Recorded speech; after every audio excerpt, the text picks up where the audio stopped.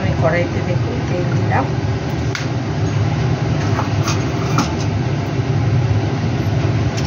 আমি এবার কালো জিরে ফোড়ন দেবো তেলেতে।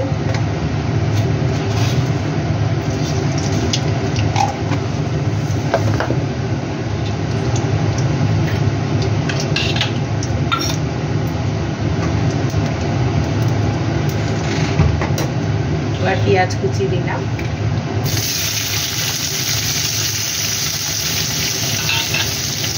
তারপর আমি কাঁচা লঙ্কা দিলাম কটা কুচি।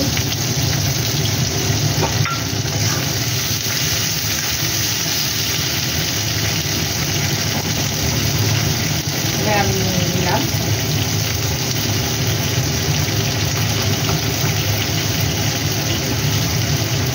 মাপ মতো নুন দিলাম।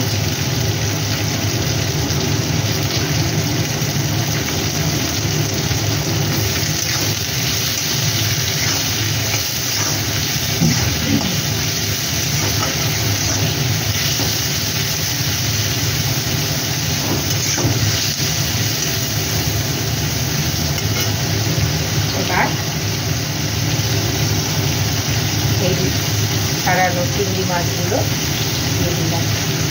চিংড়ি মাছ দিয়ে দিলাম।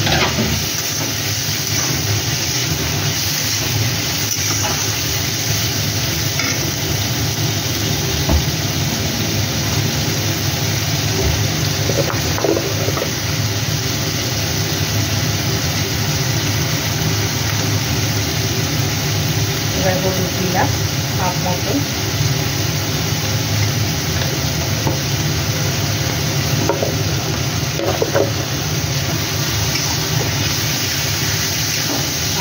হলুদ দিলাম।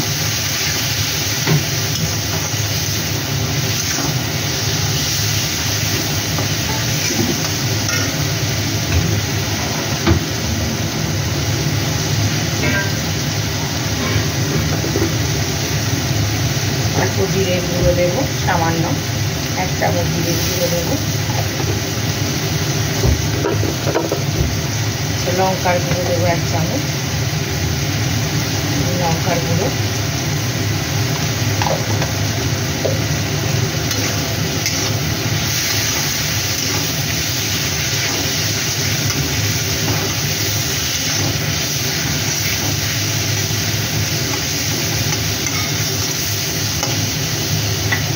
এবার এই ভাপ দিয়ে রাখা কচুরলতিগুলো সব দিয়ে দিলাম। আমার হচ্ছে চিংড়ি পেঁয়াজ দিয়ে কচুরলতি।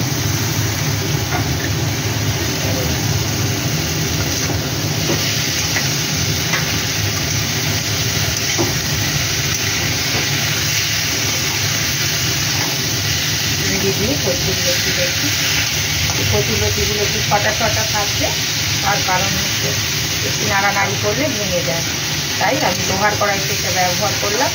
এতে হালকা হালকা থাকবে, কচুরলতিগুলো গলে যাবে না, বেশি নাড়াচাড়া করা যাবে না, একটু হালকা হালকা করে কচুরলতিগুলোকে দিতে হবে।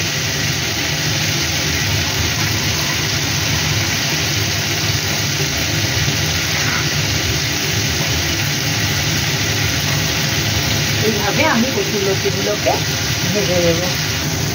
হ্যাঁ বন্ধুরা দেখুন, এই যে এরকম ভাজা ভাজা হলো, একটা কচুরলতিও গলেনি, দেখেন একটা কচুরলতিও গলেনি।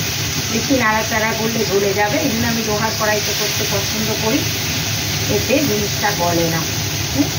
একটু সামান্য চিনি দিয়ে দিলাম, অল্প পরিমাণ, যেহেতু মাছ দিয়েছি চিনিটা কম চলবে, তাই অল্প একটু চিনি দিয়ে দিলাম।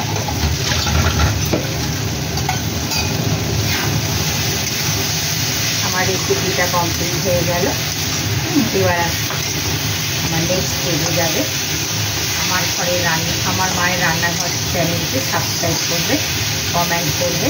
ধন্যবাদ বন্ধুরা, যদি ভালো লেগে থাকে তাহলে একটু সাবস্ক্রাইব করে দেবেন। হ্যাঁ ধন্যবাদ বন্ধুরা, আমার কচুরলতিটা কমপ্লিট হয়ে গেছে, খেয়ে দেখবেন ভালো লাগবে।